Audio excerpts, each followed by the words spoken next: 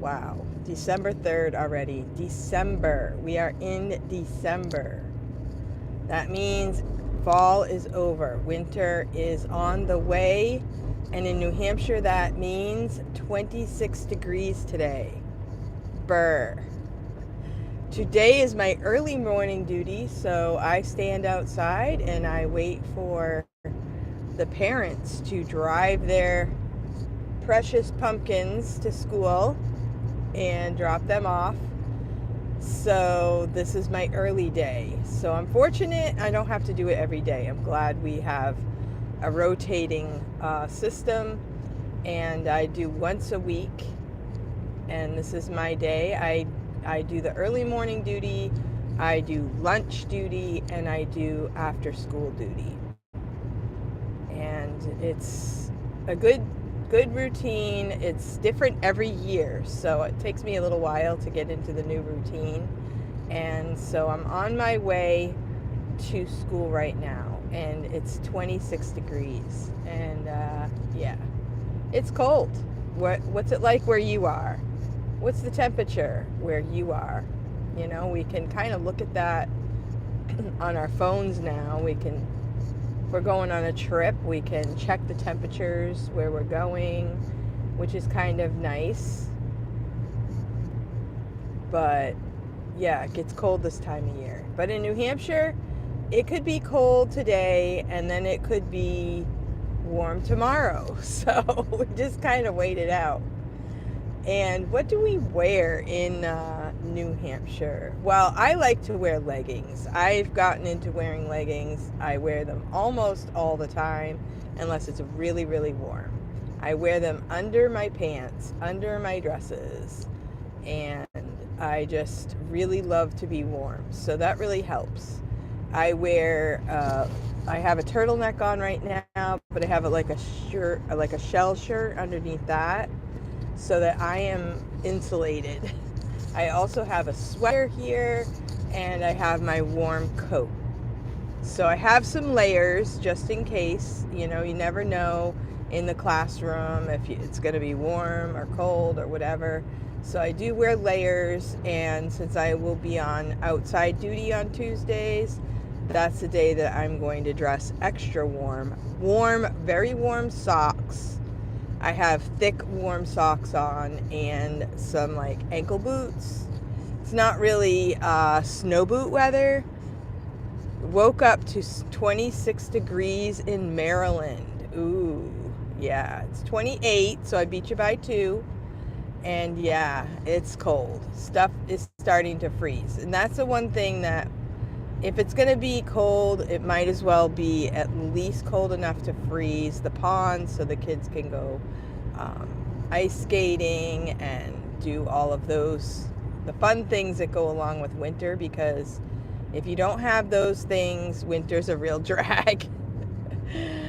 But I also like to knit. So I have a wood stove, so I like to sit by the fire and knit on the holidays. I actually did a little bit of that over the Thanksgiving holiday. And I had one sweater that I sent to a friend all the way in Washington State. I'm sure she lives in Washington State. And this is a person that I have known through remember the days of You've Got Mail and AOL and all that stuff? We had a group online, and I know the day that I found it was I was looking up names. How do people name their children? You know, people with large families. I was just kind of looking for some interesting names because we were running out of names. I think I was pregnant with my 8th. And I went online and I was just kind of like surfing around, and I found this group, and it was a group of mothers, large families, Christian, homeschool families. And I said, this looks like a group that I would be interested in. And we shared prayer requests. And so I thought this is going to be very encouraging for me. So they were not of one religion necessarily, just Bible believers wanting to serve God and love their family, teach them good things. And yeah, so that's what this woman that I met, I've had her as a friend all these years. And now we have like a Facebook group, and it's weird. It's been over 20 years, maybe like 25 years since I started on that group. And of course, the internet has changed a lot. My life has changed a lot. A lot of the people, their lives have changed a lot. Obviously, over the years, we have learned a lot. And at one point, we were very idealistic, just thinking this is what you have to do to be a good mother.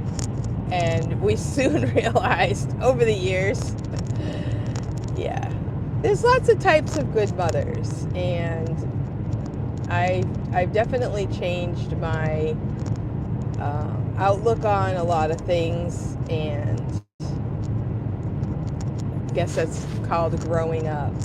But anyway, I made a sweater for this friend because her mother used to make this type of sweater, which I'm putting on my channel, the zip down the back sweater. And I made that blue one for her and sent it all the way to Washington State. I'm now making a gray one, and this one was for someone that I met through the math tutoring business. She wanted to hire me for math tutoring, and then that didn't really work out, so she asked me to make her a sweater. So you never know how you're going to connect with people. But I really appreciate those of you who are surfing on through you're probably scrolling through and you came across my video. If you could watch for like 5 minutes, I'd really appreciate it. And maybe give this video a thumbs up, and maybe subscribe, because you're probably understanding that many of us are trying to make it on YouTube, and we can make it if people will subscribe to our channel and watch the content. So I know some things aren't as interesting as others, but you never know. And I have met friends through this endeavor. I've met Monica. Monica is a woman, I think she said she's 59 or 60 or so. She quit her 9-to-5 job, and she has her own little entrepreneur jobs, and she does YouTube. And so I started following her channel, and she gives tips and tricks on how to do well, how to just make it happen on YouTube. And then have you seen DoDash? Oh my word. DoDash is all the rage, and I love her videos because she's so encouraging. She's like, she is making it on YouTube, and I'm looking at her videos and I'm like, how is she doing so well? Like, what is it about her videos that people love? And I think people really love the fact that she talks right to the camera like she's talking to you. And she's talking to people that they want to do YouTube, and she's encouraging people, and she's giving them tips, and she's telling them, what you need to do to be successful on YouTube. And right now, that's what she's doing. But her story, if you go back in her story, she went into YouTube just kind of doing YouTube and doing DoorDash. And she was a really good DoorDash employee. I guess you're kind of employed by yourself if you do DoorDash. But she is amazing, and she's such a hard worker. She was doing it with DoorDash, but now, excuse me with my nose, wonder if that woman is a geometry teacher. The license plate says SAS. That's side angle side of geometry. We're doing that in my classes right now. So, yeah, so DoDash. And then a lot of people, when she started blowing up on her channel and making all kinds of money, people are like, oh yeah, she's a fake. How can you fake getting a lot of subscribers, let me know. I want to fake it too. But she's doing it because people like watching her because she's so encouraging and she's got so much energy and she's learning new tricks. She made this short the other day about how she did two people. One was I hate you, Dodash, and then the other one was like, I don't care. I'm going to Disney World. So I just really love that. So she's making it, and I think she's making it because she's acting like someone that you're interested in finding out what is the next thing in her life. It's kind of interesting. So maybe we could learn from that instead of criticize. Thank you so much for watching, and please give this video a thumbs up and subscribe to my channel. I am almost at 1,000 subscribers. I'm so excited. And I'm wearing the coat with the fur. My most watched video right now is how to put fur on the hoodie of your coat. This coat is a down coat. It's very warm. I love it, but I put it in the wash and the fur part got ruined. So I said, I love that coat. It's so nice and warm. And I love the fur. So I went to Amazon and I said, I wonder if you can just buy the fur for the coat. And then I realized you could. I think it was like $20 or something. It wasn't like free. But it's so cool because you sew buttons on it and then you attach the fur. And then when you need to wash the coat again, you just take the fur off. So you can take the fur off and put it on. So you can wash your coat and you can protect the fur. So my most watched video is all about how to do that. And a lot of people must like it, and it's still trending. So it's really easy. If all you have to know is how to sew buttons on. And if you don't know how to do that, maybe I should make a video about that. But I just made a video yesterday about how to shorten the sleeves on your sweater. And I just haven't really done that. Like, I don't do that all the time, but this one sweater I had, the sleeves are way too long, and I was so sick of it. I'm like, I really want to wear that sweater, but the sleeves really bug me because they're so long. I don't like rolling them up. So I made a video all about that. So hopefully that's helpful to some people. And I think skills like that are, need to come back. People need to take back everyday skills, save yourself a lot of money, and it's very rewarding when you can fix something and I don't know, make things happen. That's what I think.